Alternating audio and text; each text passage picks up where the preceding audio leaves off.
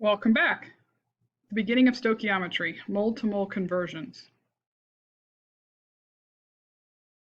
First thing you have to do to be able to do stoichiometry is have a balanced chemical equation. We will be given equations that you just need to balance first. So you will not have to write them from scratch. You'll just have to be given one as you see here and then balance it.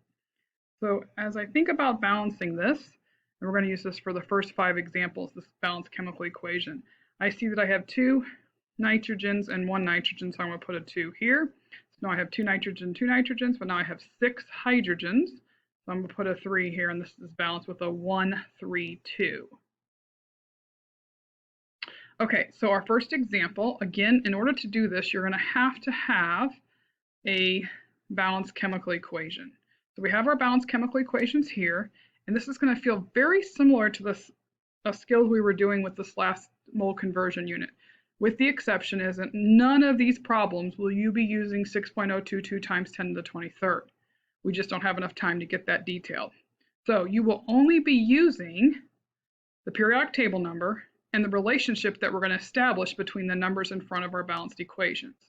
So as I look at this balanced equation, I would really read this as 1 mole of N2, 3 moles of H2, and 2 moles of NH3. And these are all related to each other and can be set up as ratios.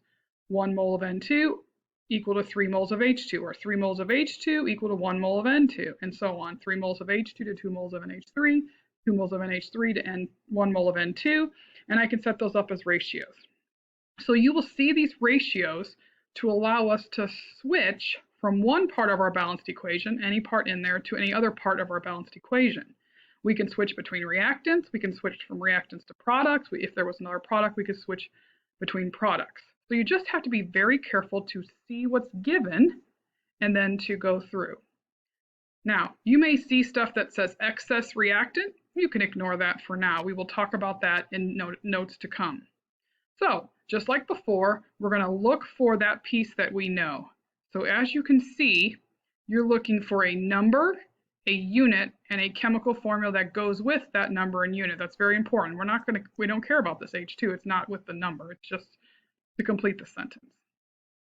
Okay, so we're going to take then and start with, like before, 45.0 moles of N2. Just like in the previous work, you must do grids.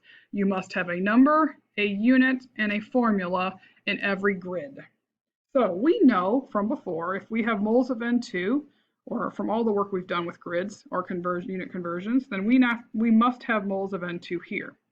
So I need to think about, where am I going? You'll hear me say this from time to time, especially when we're doing stoichiometry, where we're going goes on top.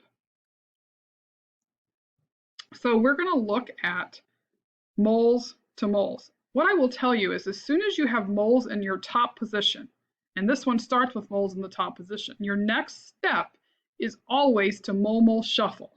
What that means is we're going to shuffle from one part of the chemical reaction to another, and we're going to set up a mole over mole ratio. So we're going to go moles of N2 so it cancels, and moles of where we're going goes on top, and we're going to NH3. Okay, ammonia is NH3, so we're going to moles of NH3. So we don't really care about the moles part yet. We care about where the chemical is we're going. So this is the relationship that we're allowed to do, because this is what I call the mole-mole shuffle. We're shuffling from N2 to NH3 based on the relationship in the balanced chemical equation. So we're going to put how many moles there are in the balanced chemical equation. That's why it's so important that you balance the equations before you start and they're balanced correctly. So this will be 1 mole, because there's nothing here, so we know it's a 1, and then 2 moles of NH3. And then I really don't need the rest of my grid. I got a little carried away with making my line, because if you notice, let me switch back to my pen, as I cross off my units, what I have left is moles, check, and ammonia, check, and we're done. So now we're going to do that same kind of math, multiply across the top, divide by the numbers on the bottom, so 45 times 2, and I'm going to apply sig figs here. We will never use our mole-mole ratios as sig figs. Moles to moles will not be used as sig figs. So we only have 3 sig figs from 45.0, so our answer is 90.0 moles of NH3. Okay, if you need to, pause, rewind, and listen to that again. Remember that as soon as we have moles in a top position, the next grid work will be mole shuffle, moles over moles. Where we're at is on the bottom, so it cancels. Where we're going goes on top. Moles on top. Next thing is to mole shuffle. Where we're going goes on top. When I say where we're going goes on top, I'm talking about what chemical are we trying to get to goes on top. Okay, another example. Okay, we are going to start this one. I got that same balanced chemical equations. We're going to start with 32.0 moles of NH3. And we're going to start our grid. We know we have to have moles of NH3 here. Why? Because I know it cancels. I have moles in a top position. So my next grid work is going to be moles over moles, or I like to say the mole shuffle. Where we're going goes on top. We're going where? We're going to this chemical, H2. Okay, so we have mole shuffle. Why? Because we have moles on top. The next grid has to be the mole shuffle.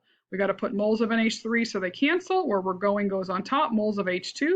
Now the numbers that go here have to come from the balanced equation. In your mole shuffle, every time you mole shuffle, your numbers from your mole shuffle or for your mole shuffle come from your balanced equation. So we have a 2 here and a 3 here. 2 because that's what's in front of NH3, and that's NH3 is down there, and 3 because H2 is there. Okay. So we're done. How do I know I'm done? Because we're going to work on remembering to cancel our units, and the only thing I have left is moles, check, hydrogen, check. So now we're going to multiply 32 times 3 and divide that by 2, and I can have 3 sig figs, because remember, we're not going to count these because we're going to consider them exact. The only thing we can use is that. So we're going to do 48.0 moles of H2, as you saw right there. Okay, this concludes part 1. So you can either go practice part 1. Actually, we'll do that. Let me flip over screens, and you're going to practice part 1. So here we have a chemical equation that I would have normally, had we been meeting face to face, given to you like this, asked you to balance it. I would have walked around the room, had you write it correctly, then I would have had you balance it, and then we would have just been practicing that skill. But because we're not face to face, I gave it to you. We need to balance it.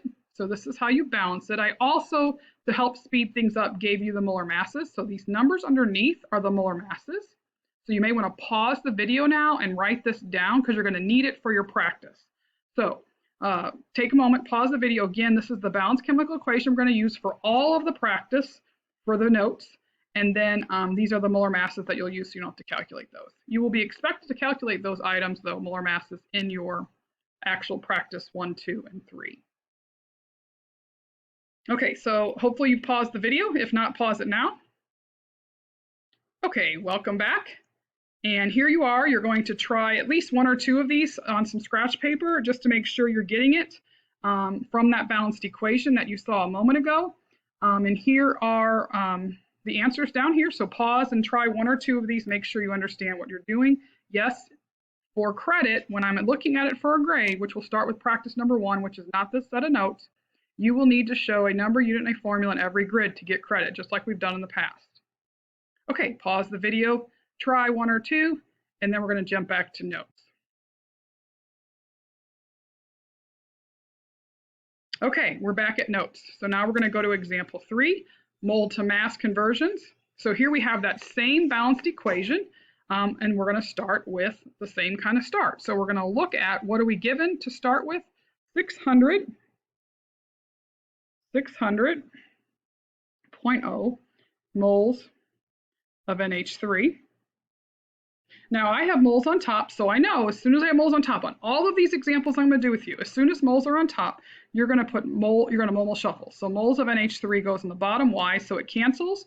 Where we're going goes on top. Remember, in our mole shuffle, where we're going goes on top. And I looked up to here to see the chemical we were going to was N2, so that's why I knew it went on top. I look at my balanced equations. I have 2 moles of NH3, see the 2 in front, and 1 mole of N2, see the 1 in front. So now moles of NH3 cancel, so we're in N2, so we got 1 check, but we're not to grams yet, so we got to do more grid work. So now we get to use the periodic table number. We know that we're going to have moles of N2 here, and we know from the periodic table number, or the molar mass, for every 1 mole of anything, it's equal to its periodic table number. So we're going to take nitrogen twice, so 1401 times 2, which is 28.02 grams of N2. Okay, and we're going to try that calculation now. Before I do that, I want to just show you that moles of N2 cancel with moles of N2. So now you're canceling not only the unit, but you must actually cancel the unit, and the chemical formula must be an exact match to cancel. So moles of NH3 cancel with moles of NH3, moles of N2 cancel with moles of N2, and I have 28.02 grams of nitrogen from the periodic table. So we're going to multiply 600.0 times 28.02 and hit equals, and then divide by 2. Remember that we're going to can't use those. So we're not going to use this one. We're going to use the 2802 and the 600.0. We know we need 4 sig figs. So 8406 grams of N2 would be my answer. Another example here. We're going to do number 4 together. So 3.500 moles of H2. I have moles on top. So my next grid is to do moles of H2. Where I'm going goes on top. Where am I going chemically? To NH3. You're just going to have to look for the question word. So I'm going to NH3. So mole shuffle. Why? Because I have moles on top. I have 3 moles here, and I'm going to 2 moles up there. Got that 3 from here. Got this 2 because of that. Mole shuffle always has to come from the balanced equation. So moles of H2 are gone, and we have now the right chemical, right? But we don't have the right unit. We need grams, so we got to do some more work. So I know to cancel, I have to have moles of NH3 here.